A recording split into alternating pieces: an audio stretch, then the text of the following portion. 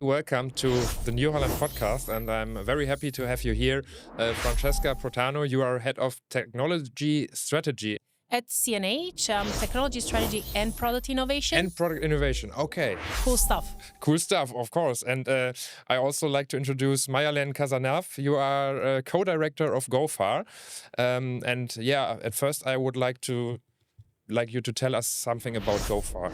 Hi, thanks. I'm very happy for being here. So GoFar is the global organization for agricultural robotics. So it's a French nonprofit, and our mission is to help the promotion and the development of autonomous solution worldwide. So cool stuff as well. Yeah, so you leaked our topic for today a little bit. We have smart fields, AI and robotics in modern farming. Yeah, what's real today? Where are we standing? I see a lot of robots this fair, a lot more than 2 years ago. Francesca, what can you tell us about AI? AI is magic. It's sensors, algorithm, and data crunching. Is it everything? So I'm going to say something that is, I would say, quite obvious for who is in the AI space. AI is not new to us, right? I mean, we are in wave 3 of AI. And the reason why right now is catching up so quickly is because the computing power is there. Right. So I think we are at the right moment. We are looking at 2025, the right space, the right opportunity for us to be ambitious in the market. And that's where we presented our R4, which is based on artificial intelligence. Yeah, well, I guess it's not science fiction because, all these technology are now in the field and already used by growers. So for me, I think it's how all this technology help the farmer to empowering the farmer at the end to make every decision smarter, efficient, and more sustainable in their field. So yeah. It's right now in the field. Yeah, I think it is there, and most of the farmers didn't even recognize AI because it's embedded and invisible in most of the modern machine in agriculture. So, yeah, what is your experience with the farmers? How do they react to the topic of AI when you talk to customers like this? So we are not new to artificial intelligence in general. So on our combine automation, it's really based on artificial intelligence, and we have that since 2020. So it's not really a new topic. I think what it comes really appealing for the farmer is that they have been using AI without knowing it, and that's where we win. That's where we win, because if you make it easy to use, well, not even easy to use, they don't know that it exists on the machine, but it works very nicely. That's the best way of adoption, because then at the end of the day, what they really care about is productivity. And if they can boost that, that's really 100% what they're going to go for. And, thinking about combines, one of the examples that comes to my mind is really surprising our farmers, right? So most of the time, the farmers believe they are, the best drivers of the machine. But then with artificial intelligence, you get into a challenge, right? Between, for example, a grandfather and the nephew getting on the vehicle and saying, okay, at the end of the day, I perform the same, and they will be like shocked. How do you have done it? Well, automation plays that role. So it's really, again, easy of use and making sure that maximizes the productivity for the farmer at the end of the day. Yes, especially labor shortages is a big topic in agriculture, and rising costs, of course. So it makes automation essential, I think. What is your role at co-director from GoFar? What are you challenging? Yeah, well, for us, we have, let's say, two objectives. The first one, it's to gather all the key players of the value chain to co-build this new era of agriculture. So that's why we are dealing both with the OEMs, robotics company, but also with the researcher, the dealers network, the investor, to make sure that we are providing the right tech at the right moment at the right market. And also the mission we have, it's to how to develop the adoption, how to give the trust to the growers about this, because one of the big challenge is to explain we are not replacing your human. We are empowering the growers, and AI, for example, it's working behind the scenes at the end to support their expertise. We know that automation is one of the solutions. So one of the key is now how we can develop the adoption. Yeah, and how to communicate it with the farmers, because you said it, Exactly. we don't want to replace you, but we want to make your life easier. And for a driver, I think it's very a cool feature if you have to only monitor everything instead of being enabling every levers, and it makes a long workday much easier, I think. Yeah, that's why it's really important to share key figures, to share feedbacks coming from the field by growers already using this type of machine.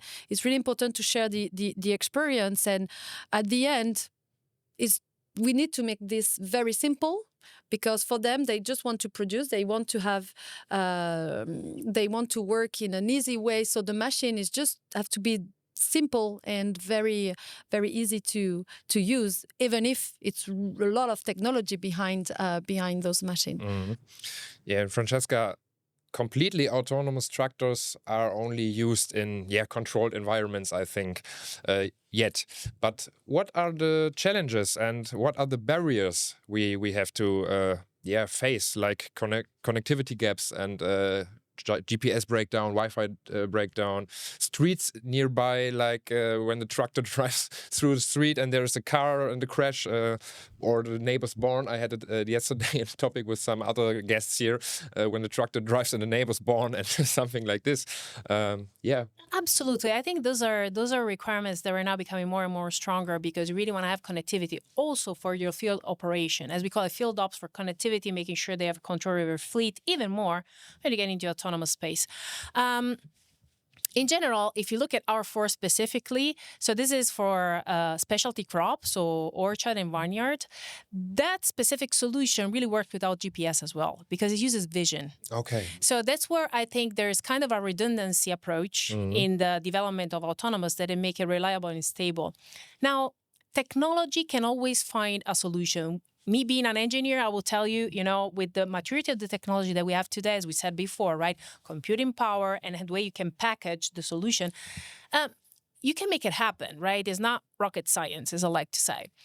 When it comes to barriers, it's really the legislation, right? I think that at the moment, we have some black holes that we need clarification upon. And I know that everybody's working on it, especially in Europe. And if you look around the globe, it's something that we should be really covering and making sure that everybody knows what is the perimeter so we can move into that.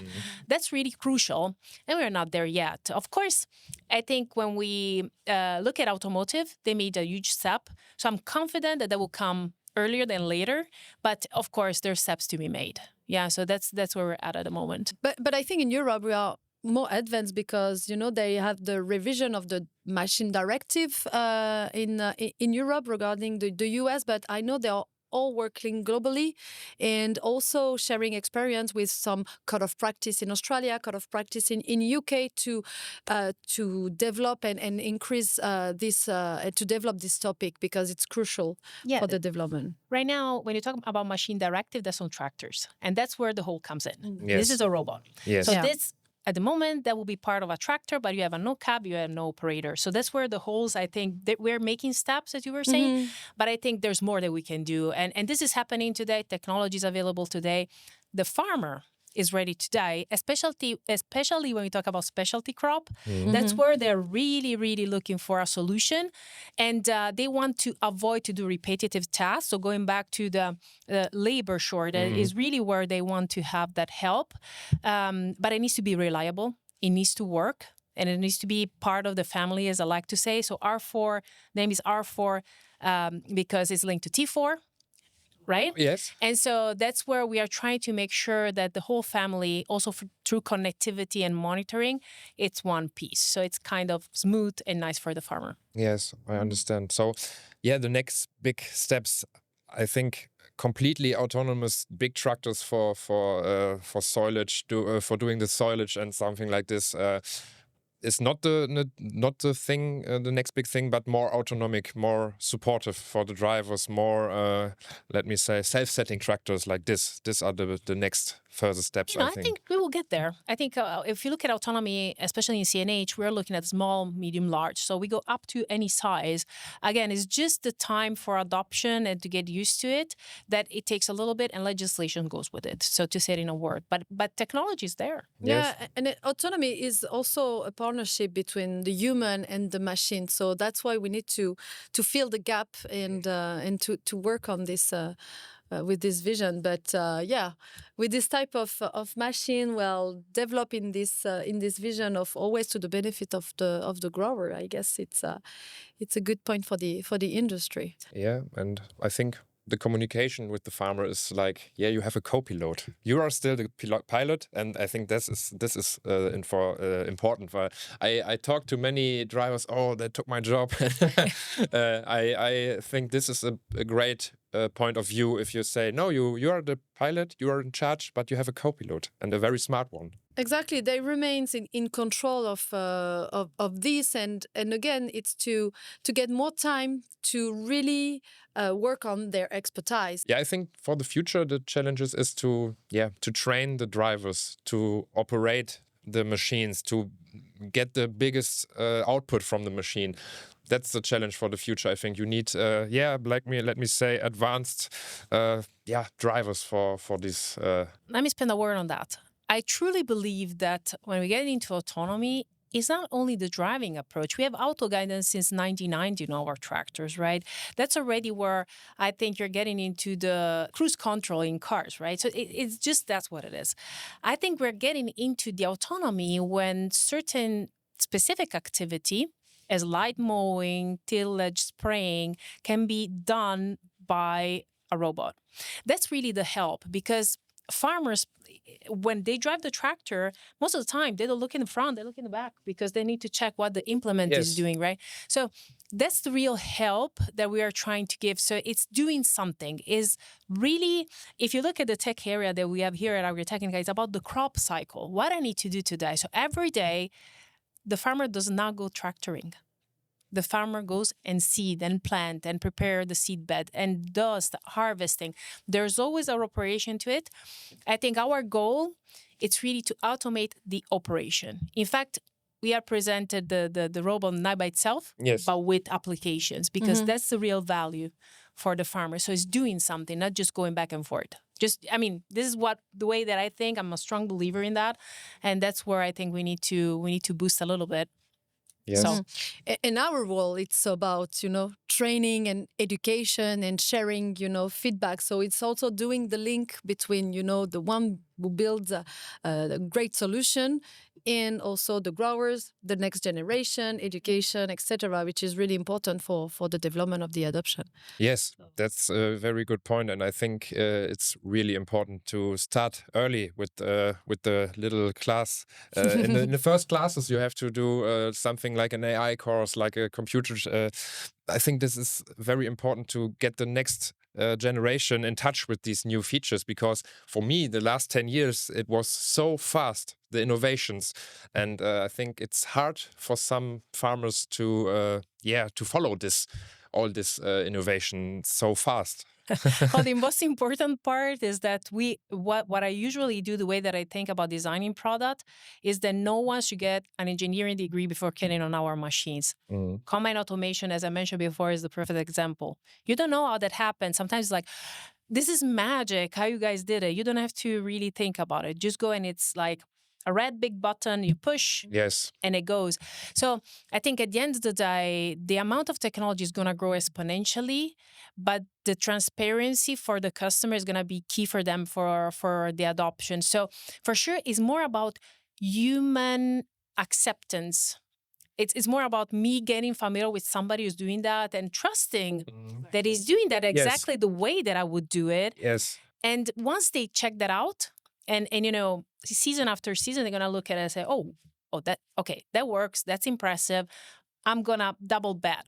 If it doesn't work, then it creates the opposite. So that's why we're so kind of looking into the reliability, safety, strongness of the product, because you have you know, you have a unique opportunity to break that Yes, you have that one chance. philosophy, Yeah. and Yeah. you have to do it right. Yes. Exactly. That's why it's important for the growers to go in the field, to see this machine in operation, to exchange with other growers, and to share the experience. It's something. Yes. It's key, because if a robotics company came to say, "Yeah, my product is the best," and you have to test, well, okay, but you want to sell me this product. Well, I want to. The best thing is to talk with the one already using, and also already is not telling that it's the right solution and it's amazing on my farm. No, here it's what I did to host this kind of machine in my farm, to train my team, and here is the feedback I have, the ROI I have on my farm. This season, maybe it was not working or as I imagine, etc. So sharing, the concrete feedback coming from the field is the best. So that's why, it's really important for all the robotics company to present, to be, and to showcase in recondition. This is the key things for the adoption, for, I guess. Yes, and I think we did a lot. GPS driving, auto steering, auto turn, tractor implement management. All these things are very accepted by the farmers meanwhile, and they don't want to miss them. And for me, it's the same. I drive a lot of old tractors, but if you are working with a new tractor and have all these automations, it helps. You get less tired. You are more productive about all the day, and it's You said it right, but at the end of the day, money in your pocket. Mhm. That's what Yes. the farmers really want. The auto guidance system, how it worked at the beginning, they were like, okay, gonna drive the tractor for me, but I know how to do my AB lines. I'm very good at that. Okay, but I want to try it out. Then if at the end of each operation, there is a value, for example, less fuel consumption, that's real. yes. I don't have to refill the tank so many times. And so that sums up operation by operation, and that comes your ROI. So once that happens, it triggers. So they will never go backwards. Yes. Well, when you You're see right. in livestock, when you see the milking machine, they start using for 20 years, more than 20 years, but now they will never go back that it used to be before. And I think, and I strongly believe that we all agree that automation is the new era of agriculture. So as every revolution, it takes time, but now what we are facing, it's necessary to drive the adoption, and so that's why we need to go through all these barriers, all these challenges to make this happen at the end. And it was, I guess, I wasn't born, but we were unborn when tractors arrive, so Mechanization. Yeah. mechanization arrives. So I think we are definitely in the new era of agriculture, in a real revolution, and we all agree that there is no back in the past for this. I agree 100%. Also think about that our farmers live in 2025. They use their phones, they use all their application in their consumer life. Mhm. Yes. When they get into, the farm, in a tractor, or in any piece of machinery, that experience doesn't go away.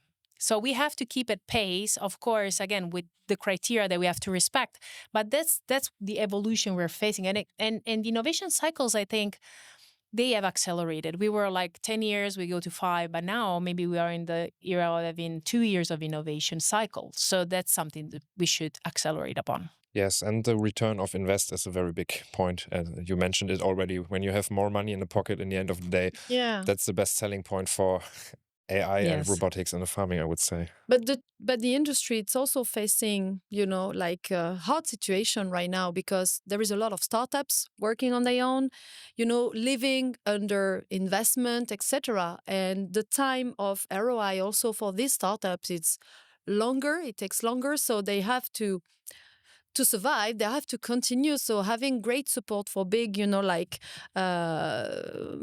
OEMs such as CNH, New Holland, and the others, it's also really important to drive and to develop this industry, because it takes time, but they don't really have time, because the innovation and the difference with the adoption is important. So one of the challenge for the industry is also how to keep moving, to keep developing those technology, and how we can, be funded and continue to be alive. So I think this is also one of the key things of the next month, the next year Yes, in yes. the industry. So It's very, very exciting. I could talk about with you the whole day, but I think we had a great overview about, yeah, where are we at? Smart fields, AI robotics. Francesca and Mayalin, it was a pleasure for me to have you here. And thank you very much for this conversation. Thank you. thank you. Likewise.